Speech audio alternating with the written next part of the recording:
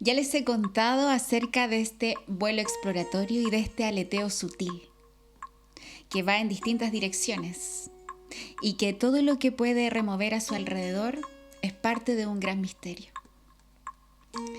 En esta oportunidad, en este video podcast de Echar a correr la voz, vamos a escuchar y conocer acerca de una mujer que no sabemos si en verdad siguió los cuentos o su vida es un cuento. Esta mujer que resuena como resuena la palabra. Ella es Venecia Holguín. Así como las libélulas viajan a través del tiempo en dirección hacia el pasado, hacia el presente y quizás hacia el futuro, existe también en la narración oral, en el mundo de los cuentos, de los mitos, una capacidad de llevarnos también hacia el tiempo primigenio, llevarnos a este presente, hacerlo compartido, pero también enseñar o imaginar un futuro. Creo que de los viajes de la libélula, lo que me ha permitido conocer, uno de los momentos más especiales ha sido darme cuenta de la vigencia de los mitos, las leyendas y los cuentos en la isla de Chiloé. Y ese encantamiento que no es ni inventado ni forzado, sino que te lo transmite la gente al llegar, en el conversar, en el mirar. Lo vivimos hace poco con una gran compañera, una gran colega que me gustaría que también conocieran. Ella se llama Venecia Holguín. Sí. Pues siempre me equivoco con los apellidos, pero Venecia Holguín está aquí con nosotros. También le quiero dar la bienvenida. Gracias por compartir este vuelo, este viaje, viajar realmente desde la isla hasta acá para poner en valor nuestro trabajo de narradoras orales. Bienvenida.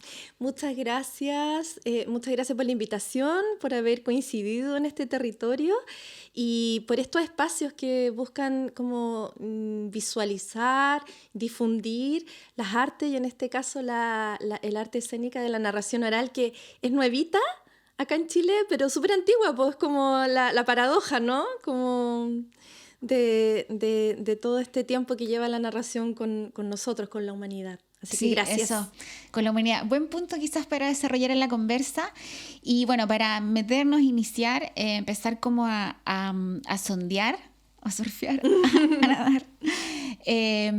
Preguntarte qué momento de tu vida recuerdas, qué lugar, qué persona, qué situación es la que tú asocias como con la presencia de un cuento, así como que tú digas, oye, esta es la primera vez que escuché un cuento, o quizás la vez más importante para ti, pero donde sientas que realmente alguien te cautivó, te contó una historia que te gustó, o quizás la forma en que lo dijo fue como imborrable para ti. Mira, si me pongo así como rápidamente a buscar ahí en mi cabecita, la verdad es que no aparece alguien puntual contándome un cuento, más sí aparece mi papá regalándome un libro de cuentos, de estos que yo tengo 45 años. En esa época, cuando yo era niña, eran muy famosos estos libros de cuentos de Había una vez, o un cuento para cada día, que venían como 365 cuentos. Sí.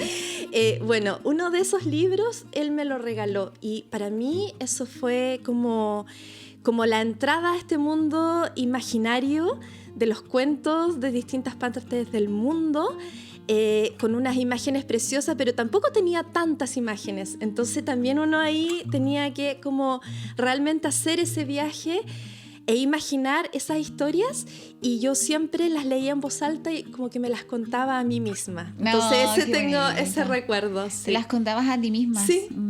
Sí, yo jugué mucho, tenía un juego imaginativo sola por mucho tiempo, y ese libro por de 45 hecho, años. claro, ese libro todavía lo tengo.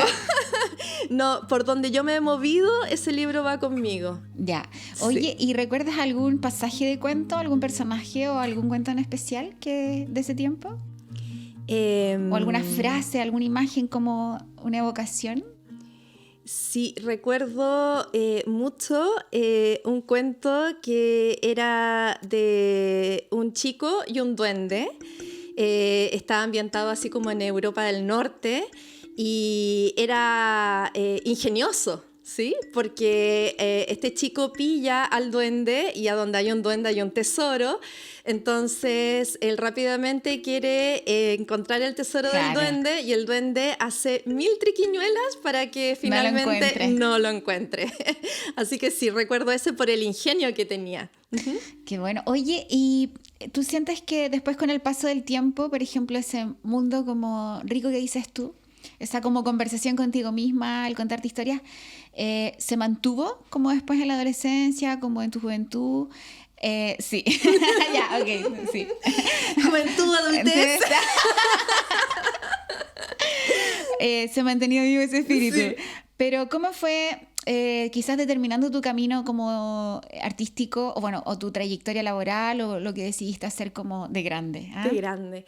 Mira, yo tengo el recuerdo de infancia de este libro de cuentos que me llegó cuando yo tenía 7 años. Ah, súper chiquita. Sí, y luego tengo otro episodio que más bien definió como mi rumbo hacia el teatro.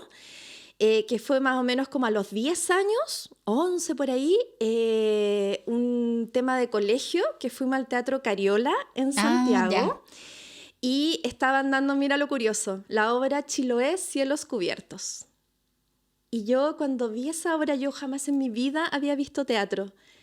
Y yo vi esa obra... Qué impactante. Así con, además, escenario a la antigua, este teatro a la antigua, con los telones, qué sé yo...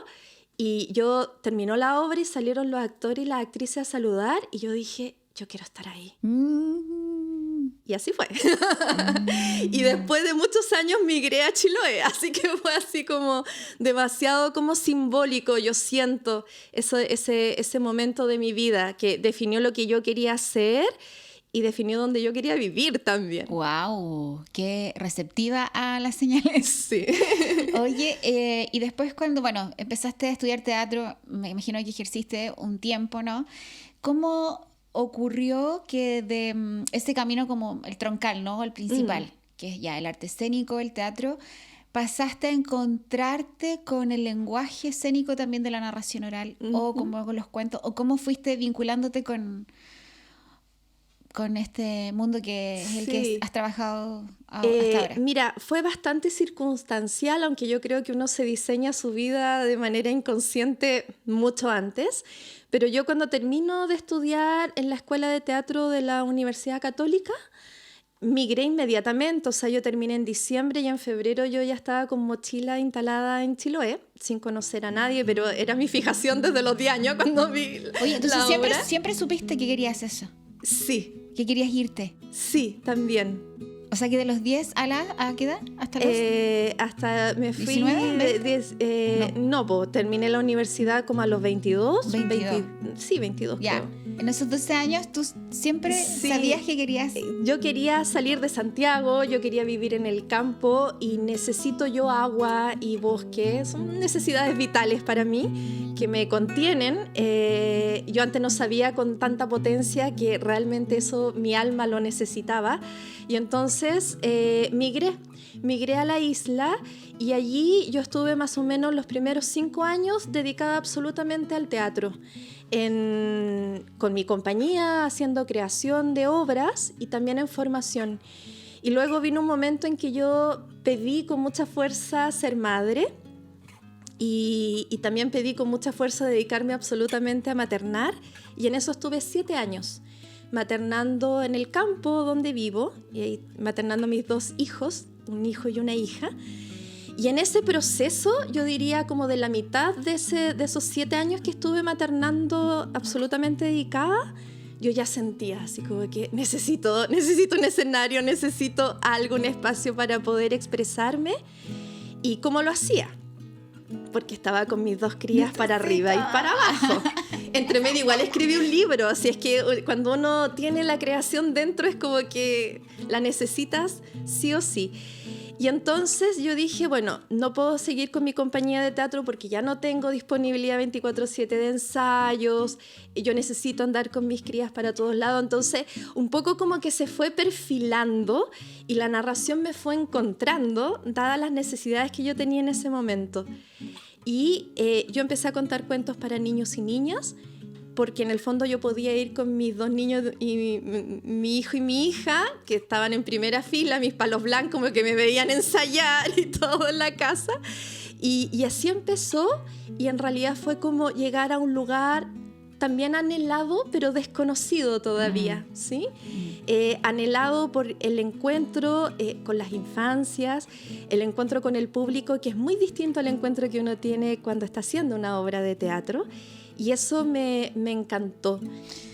Oye, y justo en ese último punto, tú dices que es diferente actuar como para el formato teatral, por decirlo así, de los cuentos. ¿Cuáles fueron las diferencias que tú fuiste encontrando? Uh-huh. Bueno, es una percepción muy personal, porque sí, además estoy en las 2 áreas y yo todavía sigo haciendo teatro, entonces también está súper vigente esa distinción que yo logro hacer. Yo creo que eso es importante que hablemos, como ¿cuál es esa distinción para ti? Uh-huh. Primero, esta relación con el escenario, que es súper distinta, porque cuando uno está en el teatro, sobre todo si estás actuando en escena con más personas, hay un diseño como espacial, como la dramaturgia del espacio, que uno, claro, por ahí puede haber un espacio un poquito más libre, pero tú tienes que cumplir con ciertos hitos. Y en la narración oral, claro, yo estoy sola, pero igual en escena, en mi compañía, yo estoy con una compañera que ella hace la música en vivo, entonces hay ciertos hitos que igual hay que respetar, pero tiene una relación tan directa con el público que hay muchas cosas que pueden cambiar. Y eso tú no lo vas a saber hasta ese momento en el cual estás con el público. Cosas que ni siquiera tú puedes intuir, porque a veces, por ejemplo, en el teatro uno dice, ya, en este momento obviamente el público va a reaccionar y por ahí pueden haber pequeños mini acuerdos entre medio, pero en la narración oral yo a veces me doy cuenta que hay cosas que hasta yo me sorprendo cuando estoy narrando de la reacción que tienen las personas, y yo tengo que estar así, pero súper dispuesta abierta, a tomar aquello. Y si por ahí se transforma un poco el cuento, bueno, era lo que tocaba contar ese día. y eso también requiere un nivel de presencia súper distinta al nivel de presencia que uno tiene en el teatro. Quizás me es difícil explicarlo, pero se siente muy distinto. Sí, yo siento que lo que tú estás diciendo es súper importante, porque hay harta gente que está como trabajando, como narradores que yo he escuchado, con los que me he ido como formando, que justo hablan de eso. Dicen que en el fondo la narración oral, por ejemplo, implica una entrega total al momento. Que algunos llaman como improvisación, ¿no? Como que la música también, no sé, como que la gente que hace jazz o todo, como que hay cierto juego, groove o flow, que la gente se entrega y dice, ya, esto como que voy, ¿cachai? Que es distinto al teatro, que finalmente está ceñido a una estructura que tiene que su perfección o virtuosismo pasa por repetirse de manera exacta en todos los distintos escenarios, ¿no? Salvo el teatro callejero, que también está abierto como claro. Ya, pero acá es como que en el fondo tú vas contando el cuento con el público, y es súper importante que, por ejemplo, la mirada no esté abstracta, sino que al contrario, muy presente, conectando con cada uno, en fin. Entonces, dentro de eso, ¿qué ha pasado, por ejemplo, con ser narradora? Bueno, no nativa de Chiloé, pero ¿qué te ha pasado a ti como con el territorio? ¿Cómo se ha ido dando esa relación de escucha? Como de si la gente te escucha, para que te escuchen es porque tú también tienes que... Como que tu palabra tiene que tener cierto, no sé, peso, densidad, para que a la gente valga sentido, porque ellos son cuenteros de todo y lomo. Claro. Entonces, ¿cómo ha sido eso?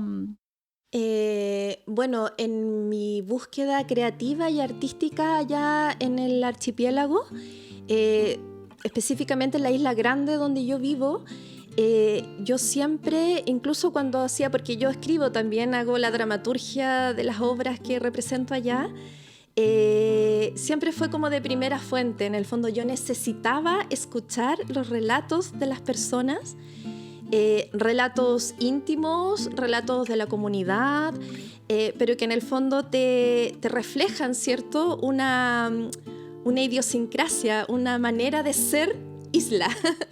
y eso para mí era fundamental. Además que siempre sentí esto hasta el día de hoy, como de mucho respeto de que por más que lleve 22 años viviendo en la isla, no soy isleña de tomo y lomo de linaje. Entonces todavía me digo a mí misma, soy aprendiz de este lugar. Siempre hay más misterios y más misterios, y eso se devela mucho en los relatos de las personas, de su vida antigua, de su vida familiar, y eso es lo que yo tomo para, por ejemplo, escribir teatro y también para contar o replicar ciertas historias desde la narración. Oye, ¿hay algún relato que recuerdas ahora que nos quieras compartir así chiquito, como de alguna conversación con alguna chilota, algún chilote? Sí, tengo súper fresco gran relato. Estuvimos muchas horas entrevistando a una mujer del sector de Puchaurán, rezadora. Entonces, para mí era en ese momento, bueno, ahora también, pero en ese momento estaba muy fuerte el tema de la muerte, de los ritos de la muerte. Y entonces la búsqueda yo de esos relatos era en torno a aquello, a cómo lo hacían antes de que existiera la funeraria tal y tal. No voy a hacer propaganda, pero cómo lo hacían, cómo era ese rito. Y bueno, y ahí ella me describió de manera hermosa, porque me acompañé con mi compañera actriz que estamos en la compañía de Teatro Fogón, de cómo lo hacían, y fue como realmente lo que sucede cuando uno relata, ¿no? Estar en ese presente pasado. ¿Y te acuerdas de cuál es como el rito? ¿Qué es lo que...? Bueno, suceden muchas cosas. Hay una seguidilla desde el anuncio de que una persona fallece. Te estoy hablando de por lo menos 40, 50 años atrás. Uh-huh. Se despejaba el salón y la mesa del comedor se corría hacia una de las paredes y allí se ponía el muerto, se le velaba en la mesa. Entonces sí, hay toda también una tradición de que, por ejemplo, uno no puede poner un bebé arriba de la mesa o hacer cosas. Eso ustedes se imaginarán, cosas arriba de la mesa, además de comer. Y entonces, claro, como que de ahí se desprende un montón de creencias también, a partir de un hecho que en este caso es el rito mortuorio. Y se ponían 12 velas, 6 por lado. Había como una anécdota ahí que nos reíamos mucho porque las personas se sentaban alrededor de la mesa con el muerto que se le amortajaba, con una tela que se iba a comprar al pueblo, percal creo que se llamaba la tela, y se le envolvía, y había una manera de hacerlo, o sea, habían personas que sabían hacer aquello. Y entonces cuando ya estaban velando al muerto, las personas que estaban sentadas como frente a los pies, tenían que tener mucho cuidado porque si uno de los pies se ladeaba, quería decir que tú eras el siguiente. Para el lado que se fuera. Claro, entonces como, sí, échalo allá. Sí, entonces como que nadie quería estar sentado ahí como muy cerca o mirando los pies del muerto porque por ahí le podía tocar. Y bueno, y eso... mientras había gente cocinando, en Chiloé todavía los velorios que se hacen en el campo hay mucha comida, se mata una vaquilla, se hace mucha comida, porque se vela 3 días o más, sí, dependiendo de que si tiene parentela en Punta Arenas, en Argentina, hay que esperar que llegue toda la gente para poder enterrar. Entonces, bueno, es un mundo y es muy bonito escucharlo. Y también en mí, como creadora, como artista, surge la necesidad de contarlo, de decir, mira, esto se hacía antes, y todo lo que había en torno al cuidado de la muerte también, que en mi mirada de ahora siento de que una persona se muere, con suerte la velas mediodía y ya se entierra, pero ese es un umbral muy importante y requiere ser acompañado. Así es como... se requiere acompañar el nacimiento de un nuevo ser humano acá en la Tierra, se requiere también acompañar ese nacimiento a otro mundo, a otra dimensión. Y eso es algo que la humanidad portó durante muchísimo tiempo, infinidad de años, como un ritual. Y ahora se ha ido perdiendo. Entonces esa es la inquietud artística que yo tengo ahora, a través del relato, poder... contar esto. Sí, como que uno es media fanática de esas cosas que están a punto de desaparecer y como que, ¿no? Recuperarlas un poco, tomarlas, volver a traerlas, al menos contarlas. Oye, y dentro de eso quería preguntarte por tu proyecto como de itinerancia en distintas escuelas. ¿Cómo se fue dando esto también de ya afirmarte y como abrazar un poco el mundo de los cuentos e ir ser una contadora de historias de la isla? Yo lo encuentro súper poético, o sea, andar en lancha, ¿no? Sí. Agarrar tu maleta, tus caballos, tu auto. Cuéntanos como de un día de itinerancia por la isla, ¿cómo es? Salir muy temprano de mi casa, yo vivo en el campo, tengo como ciertas manías, entonces yo necesito dejar todo hecho el día anterior. Entonces salgo en el auto y ahí dejo mi maleta, mi caja con luces, los telones, el vestuario y todo aquello. Y armo la ruta hacia, por ejemplo, este año, o sea, el 2024, itineré por 8 escuelas de 4 comunas distintas. Y una significó ir de la isla grande a una isla más pequeña. Entonces, nómbranos las islas que ha ido, los lugares. Tuve una itinerancia por la comuna de Keilen, en una escuela de la comuna de Keilen. Luego en Chonchi, 3 escuelas, Notuco, Huillinco y Quitripulli. Después estuve en Talcahué, en la escuela de Puchaurán, justo en la localidad donde vivía la señora que entrevistamos hace un tiempo atrás, de lo que te estaba contando, Calen, Iquetalco, y de la isla de Quinchao, una escuelita que quedaba en Ullar Alto de la comuna de Curaco de Vélez. Oye, y cuando tú llegas y te instalas y llegan los niños, ¿o no? La mayoría son niños. Niñas. ¿Qué pasa con esos niños? ¿Ellos están acostumbrados también a que les cuenten historias? ¿Se escucha No. ¿O pasa que cuando tú llegas es como para ellos igual? Sí, es muy novedoso. La verdad es que por eso yo ya de hace años me he dedicado a gestar proyectos que llegue lo que yo hago, que además me acompaño, tengo un equipo de trabajo con Millaray, que es quien me hace la música en vivo, con Jimena, que es artista plástica, porque después de contar los cuentos hay un momento en que los niños y las niñas hacen sus propias creaciones, como el escuchar una historia moviliza en el sentir todo las emociones y también el propio imaginario. Entonces yo siempre le digo, bueno, esta historia yo la escuché o la leí o me la inventé, pero ustedes también pueden hacer lo mismo. Entonces, después de tener este impulso de la escucha atenta y de movilizar el mundo emocional, viene un papel en blanco y decir, ya, ¿qué tengo yo que contar? ¿O qué tengo yo para decir? También, algo que lo leí, me lo contaron o me lo puedo inventar ahora. Porque todos somos contadores de historias, yo siento. Sí, sí. De hecho, hay una película que dice que cada uno cuenta la historia a su manera, ¿no? Es como esa frase.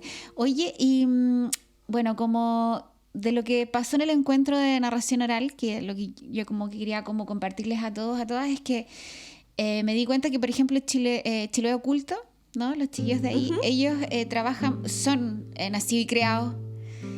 Y contaban que ellos siempre, cuando estaban comiendo como con la familia, no sé, pues, ¿cachai? Habían matado como un cordero, era de noche en el verano, empezaban los viejos a contar historia, pero era parte de un rito como también medio de iniciación, de que en el fondo te van desafiando porque es la historia, se empieza en la profundidad de la noche a contar cosas cada vez, como uno dice, más brígidas. Claro. Y donde en verdad lo que empieza a pasar con ellos es que empiezan a entrar como en un estado en el que se abre todo y empiezas a ver lo que te están contando. Entonces, no sé, cuando, por ejemplo, lo del trauco, que uno es como una de las cosas más conocidas o populares, para ellos también pasaba de que el tener que ir al baño, ponte tú, a las 2 de la mañana, y él decían, sí, el baño está allá. Y era una caseta como a... La letrina. Tenían que ir solos. Y esa era la prueba, ¿no? Entonces decía, era el viaje de tener que llegar al baño solo y nadie le podía decir al otro que estaba cagado de miedo y que necesitaba que lo acompañaran porque era como la prueba de valor, ¿cachai? Claro. Entonces, cuando ellos iban caminando, sentían que empezaban a ver todo. O sea, veían los pájaros que volaban, se les aparecían algunos fantasmas, y decía que entonces, en el fondo, como que es realmente una vivencia y un encuentro. Sí. No es algo como tan desde la imaginación, sino que en el fondo es como que el territorio empieza como a mostrarse y a hablar. Sí. Ya, sí. Y dentro de eso, tú, ¿qué te ha dicho el territorio? Porque hay, claro, lo que la gente te cuenta, ¿no? Lo que tú puedes leer, pero ¿qué sientes tú que pasa como con la isla como lugar, en términos como de naturaleza, sí, que a ti te haya como hablado, se haya mostrado y que te haga como encontrar esto de la magia, ¿no? Uh-huh. Sí, yo siento que evidentemente Chiloé tiene una potencia natural importante, y yo siento como que se me viene a la memoria todo el rato un poema de la Gabriela Mistral que se llama La Contadora, precisamente, que dice que ella va por los caminos y las historias, las cosas se levantan y es su historia la que cuentan. Siento que todo cuenta una historia, pero en Chiloé es como con HD. Sí, como que los lugares sí te hablan, los lugares sí se impregnan de situaciones, de cosas que a lo mejor sucedieron en un pasado, y en cuanto uno le pone la atención, ¡pum!, despiertan y se muestran. Yo cuando llegué a la isla quizás no era tan consciente de eso, y con mi compañía de teatro hicimos una creación donde nos metíamos en temas que siento de que faltó la actitud como del respeto o del pedir el permiso. ¿Y qué te pasó? Cuéntame. Es que no sé si lo puedo contar en cámara. Pero si ya contaron la otra vez una cuestión y se nos apagó la luz. Nos metimos en el tema de la brujería. Ya. Y nos sucedieron muchas cosas. Quizás la más dramática fue que teníamos la obra guardada en un lugar y ese lugar se incendió y perdimos toda la escenografía. Todos los registros audiovisuales se velaban, no lográbamos ver la obra. Bueno, eso sucedió en el año 2005. 2666. Claro. ¿Te imaginé? Entonces, solamente quedó, yo hacía el personaje, la protagonista, que era la Machi, usábamos máscaras, y solamente quedó la máscara mía, y con mi compañera, con la compañía, decidimos, ya que el fuego había sido como el modus operandi, digamos, quemamos la máscara y como que dijimos ya, lección aprendida. Ya, a descansar. Sí. Oye, qué importante igual contar eso, porque uno a veces no comparte como esos procesos también de aprendizaje que no son a veces tan las ganadas, ¿no? Claro. Como, hoy hay una historia, me acuerdo, o sea, me mal acuerdo, pero no me acuerdo muy bien ahora, que hablaba, me contaban que había sido un lobo marino, ¿no? Que ese había sido el que llegó hasta arriba a la isla avisando que venía un incendio, o que algo iba a pasar y después se incendió. Eso fue para el terremoto del 60, que además en Castro fue también un incendio. Sí. O sea, además del terremoto, subió la marea mucho, no fue un maremoto así como con una ola gigantesca, pero sí subió el nivel del mar de manera importante, y además hubo un incendio. Entonces, claro, se cuenta ahí que subió un lobo marino por la calle Blanco, que es la calle principal Blanco, que baja al puerto. Pero que había subido, que subía y que iba como gritando y que le trataba de avisar a la gente. Claro, y la gente duda, como que en el fondo estaba preocupada de guardar sus cosas, sí, o de salvarse, salir, y nadie como que lo escuchó. Entonces como que siguió y llegó hasta arriba, y que resulta que después cuando partió el incendio, todo el mundo decía de que él estaba como dando aviso, claro, de todo lo que venía. De todo lo que y le hicieron como una figura. Sí, está ahí en la calle Blanco, está llena de figuritas. También está el lobo marino. Oye, gracias por aproximarnos. Como siento que es como si fuésemos a entrar a un bosque, ¿cierto? Y estamos ahí como así en los cuentos. Tenemos que iniciar una travesía. Tú nos estás como adentrando un poquitito a eso, pero aún no hemos entrado, ¿no? En esa profundidad ni del bosque ni de la noche. pero nos vamos asomando, es decir, porque también hay que tener cierto respeto o estar como en la claridad de decir de qué puedo hablar y de qué no, en qué momento, porque también ahí hay algo como que, si bien nos pertenece a todos, que es la palabra, digamos, o lo que se cuenta, es como un patrimonio de la humanidad, también hay que saber cuándo, saber con quién, el cómo, ¿no? Que son como los ruedos también, o los círculos donde uno finalmente devuelve lo que le ha sido también contado, y eso es tan bonito de la narración oral, que lo que tú vas escuchando lo devuelves, y eso gatilla que otra persona diga, es que yo me acordé de esto, y pasa esta magia de la importancia que es el estar permanentemente contándonos aquello que contándonos esta palabra que suena y resuena, que es una vez alguien me lo dijo, suena y resuena porque trae historia y porque trae verdad. No es que los cuentos sean reales, no es el realismo, pero sí son verdaderos. Sí. ¿Cierto? Sí. Entonces, cuéntanos o relacionémonos con eso, como no el realismo, porque no son literales, ¿cachai? Tampoco es ficción, pero sí cada uno de ellos porta una verdad de la humanidad, de algún tiempo histórico en que eso eran símbolos para vivir en conjunto. El lobo significa algo, ¿no? Una bruja significa otra cosa. No es literal, sino que son las formas que todos encontramos en distintas épocas y en el mundo para sostenernos colectivamente. Sí, ahí me toca una fibra, porque ¿qué es lo que agradezco en el fondo de haberme sumergido, haberme permitido entrar en el mundo de la narración? De la mano de las dos vertientes que tengo, la escénica que viene del teatro, pero también yo ya llevo 10 años en el mundo de la antroposofía, específicamente de la pedagogía Waldorf, donde ahí comencé a entender el poder espiritual que tiene la palabra, esta fuerza que tiene, y que en los orígenes de la humanidad, cuando el ser humano, igual que el bebé, está mucho tiempo siendo un bebé antes de hablar, la humanidad también estaba inmersa en la naturaleza, sintiendo, percibiendo las fuerzas de la naturaleza, y de la naturaleza saca el lenguaje. Claro. Y ese lenguaje no era que uno empieza bla, bla, bla a hablarlo, sino que se decía lo preciso.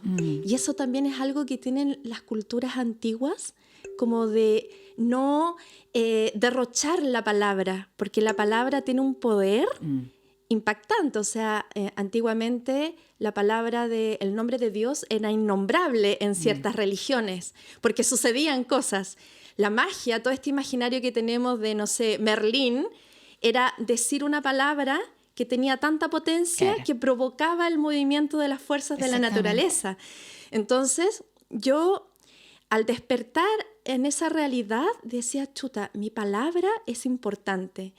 Y en el cotidiano, tal vez, claro, uno tiene el afán de ser parlanchina, pero en el escenario yo cuido mi palabra y digo y permito que esa palabra, es como cuando uno rompe la cáscara de un huevo y sale, es como que la palabra uno la toca, se abre y sale ese imaginario. Y es el que empieza a llegar hacia todas las personas que te están escuchando. Para mí eso es tremendamente poderoso. Es increíble. Y efectivamente estas historias antiguas, las leyendas, los mitos, con esta palabra desde un lugar de absoluta devoción, que es donde yo me posiciono cuando narro, porque al momento de yo saber esto, de tener esta conciencia, yo no me puedo parar desde otro lugar. Me paro en el escenario desde la devoción a la palabra y de todo lo que trae ella. Y por eso que hay veces que suceden cosas impactantes que yo después, cuando termino una función y hago la retrospectiva, digo, ¿por qué dije esto? O sea, yo jamás había ni siquiera ensayado esta palabra y de pronto salió esto, o construí la imagen de esta manera, y eso para mí es una evidencia de que hay una conexión distinta y que la palabra se manifiesta y muestra su propia realidad, el secreto, el misterio que tiene dentro. Qué bonito, gracias Ben entonces por compartir, eso, insisto, por acercarnos. Yo creo que en algún minuto vamos a poder seguir profundizando Vamos a compartir un poquitito el trabajo, ahí, este libro. Ahí tú puedes como decirnos un poquito mientras yo lo muestro. Se llama Madre Tierra y Avellana, Cuentos del Sur para la Infancia, que tiene 13 relatos, 13 cuentos cortitos para niños, niñas, pequeños, pequeñas, en donde Avellana es una niña que se mete al bosque a buscar hierbas para la madre. Está ilustrado con una artista maravillosa, amiga, Pamela Aguayo, que hizo las ilustraciones en Bellón. Y esta niña se mete en el bosque y entra en el tiempo del no tiempo, ¿sí? Está mucho tiempo en el bosque viviendo muchas aventuras donde los seres del bosque le cuentan quiénes son y lo que hacen y cómo se manifiestan. Y después de mucho tiempo ella vuelve a su casa y pasó medio minuto, 5 minutos. Entonces eso es un poco también para mí lo que sucede cuando uno escucha una historia. Entras en el tiempo del no tiempo. Y al igual que la libélula, habitar ese pasado primigenio, pero al mismo tiempo estar aquí quizás en el presente con otros, con otras, y también en soñando porque se te activa lo que tú quieres también para el futuro. Entonces es el poder de la palabra, de la narración, del círculo, de restituir el flujo de la oralidad, como decimos en la libélula, y de cuidar lo sutil de una palabra, así como el aleteo de una libélula. Muchas gracias por estar con nosotras. En este momento y ahora vamos a pasar a otro. Oye, vamos a hacer un juego en esta tómbola mágica. Yo voy a sacar uno de estos papelitos que está aquí. Tú vas a acercarte los fósforos. ¿Ya? Yo te voy a leer esta instrucción, desafío, y tú vas a tener que dar la respuesta, la mayor cantidad de respuestas posibles mientras esté el fósforo encendido. Hasta que me queme los dedos. Sí, hasta que te quemes. Cuidado, mujer de fuego, ya te caché. Claro. Por favor. Ya, voy, ¿está ahí? Y recuerda que el fosforito tratemos de que nuestro público lo vea. Ya. Canciones de tu infancia. ¿Que las tengo que cantar? No, nómbralas. Desde enciende el fósforo y empieza a nombrarlas. No lo pensé tanto. Pero espérate, yo necesito más indicaciones. Canciones que tú recuerdes. Ya, libre. pero ¿canciones infantiles o cualquier canción? De tu infancia. Sí, ya. No sé. Tu mamá escuchaba Salvatore Adamo, no sé, da lo mismo. Ya. ¿Ahora? Dale. Ya, crecí escuchando muchas rancheras. Había una que no me acuerdo el nombre, pero decía: ¿quién te pintó los cachetes? ¿Quién te arañó la camisa? Crecí escuchando canciones de la nueva ola. También escuché mucho Mazapán, La Cuncuna Amarilla, La Chinita Margarita, Rondas, me acordé de Rondas, La Niña María, La Catalina. Estaba la Catalina. Ya, muy bien. Súper. Ya, dale. Ahora tú sacas una y yo... ¿Ya? Voy a sacar esto para allá. Me quedó duro mi dedo. Sí, igual el otro día me quemé dos pésima veces. para el juego. No, súper bien. Ya. Lugares donde te gustaría ir. Ay, creo que te lo veo, ¿no? Ya. Lugares donde me gustaría ir. Chiloé. Castro. Ay, verdad. Ahí, Castro. Me gustaría ir a La Habana. Me gustaría... ahí sí. Conocer la Patagonia. Estar en Cotpa. Me demoré mucho. ¿Cuánto? 4. Y quiero conocer otros lugares. Ya. Y ahora voy yo de nuevo. Vamos a meter... ¿Otro para mí? Sí, otro para mí. Y después otro para mí y ahí se finí. Mira. Sin repetir. Ni equivocarse. No, te puedes equivocar. Ya. Tienes que decir la mayor cantidad de nombres de mascotas que hayas tenido. ¿Sí? Que yo haya tenido. Sí. Ya. O no. Ya. Sí, ya. Celti, Murta, Polen, Gandalf, Muñeca, Luna, Cala, Nube, Lucero, Yunuen, Blacky, Sultán, por supuesto. Sultán, no, se acabó. Oye, ¿y son tuyas estas mascotas? Todas las he tenido toda mi vida. Sí. Wow. Ya. 12. 12, ¿en serio? Bacana, nunca he ganado. Loser. El Dale. sultán. Te toca. Te toca esa chuta, corona. perdón. Me quedé pegada acordándome de mis mascotas. Sí, de más te caché. El sultán. Partes del cuerpo en lenguaje coloquial, como trutros. ¿Trutros? El ala. Ya, ala. Bueno, trutro. La paila. La paila, ¿qué más? El pescuezo. El pigüelo. El buche. El hocico. Uy. Ya, ¿cuántas dice? 8. Las cañuelas. La cañuela. El espinazo. La guata, el espinazo, mira. Lo voy a dejar para la otra. Y como yo sigo, Claro. voy aprendiendo todo lo que me dicen. Después digo, es 20. En el capítulo 10. Ya, bacán. Oye, bueno, ese fue un poquito el juego, porque yo creo que nosotros como dedicados, bueno, tanto al teatro como a la narración, y siempre estamos con niños, niñas, pero no solo con niños y niñas, sino que con el estado de la niñez. ¿Qué? El niño y niña interior. Gracias. Nos gusta jugar, entonces, bueno, quiero aprovechar de decir que cuando quedo así y me están hablando es porque hay un gran equipo trabajando junto a nosotros, y me acaban de recordar que tú tienes que dejar una indicación escrita para el próximo o la próxima invitada. Ya. Otro desafío, así que piénsalo mientras yo iba contando que... bueno, eso, que nos gusta jugar, que está el folclore poético popular también, están las adivinanzas, están los refranes, que es parte como de la narración oral o tradición oral popular, y que también ayudan a restituir la memoria de nosotros, pues de las comunidades, de los pueblos. Es bonito entonces agregar este momento, y si se nos ocurren más juegos, los vamos a incorporar al podcast. Así que piénsalo y tienes que decirlo también para que sepamos con anticipación que viene. Oye, pero viene. Ya me puse a escribir. Escriba un libro. ¿Cuántos libros ha escrito? No, Ya. ¿Lo digo? Sí. Nombres de árboles del bosque nativo de todos los territorios. Muy bien. Me encantó. Muy bien, muy bien. Guaye, Alerce, Boldo, Peumo. Cada territorio tiene su propio... los árboles Está del súper norte, bueno, me gustó el tuyo. los del sur... Del Por territorio eso. que venga, entonces. Del territorio que vengan. Muy bien. Sí. Oye, pero y estábamos hablando de Arica, ¿qué se me...? El No, chañar, así como claro. un árbol. El tamarugo también se da allá. Bueno, igual tienen vallecito, el Sí, valle po. de Azapa, el que está Azapa allá. y Utah. No, sí, igual hay. Sí.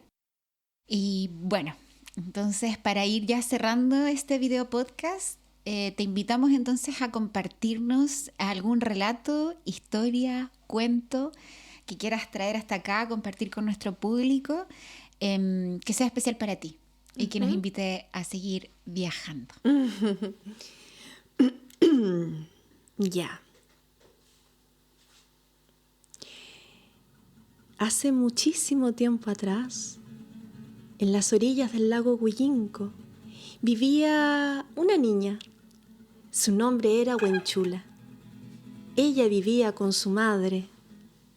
La Huenchula cada mañana iba a la orilla del lago Huillinco con una chunga a llevar agua para la casa.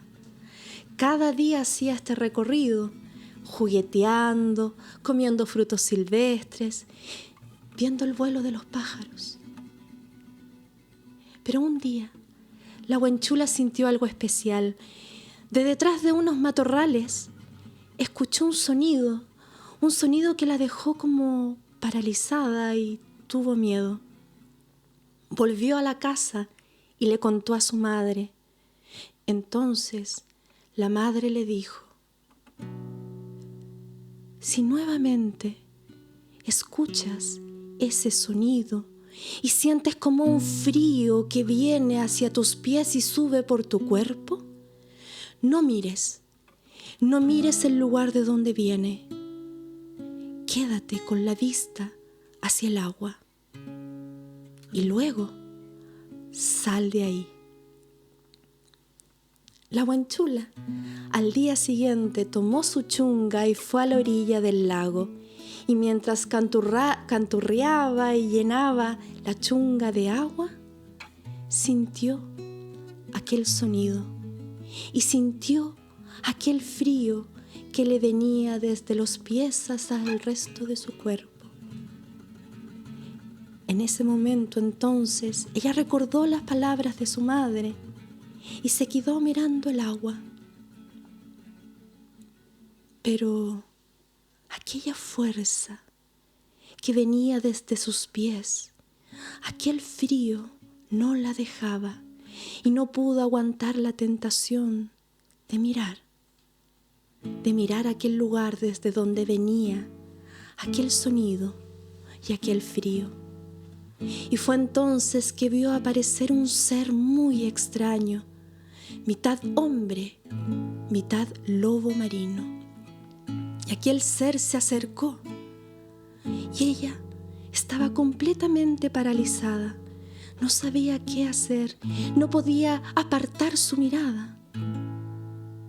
Entonces, aquel ser que era el Millalobo, el dueño del mar, se acercó y la tocó.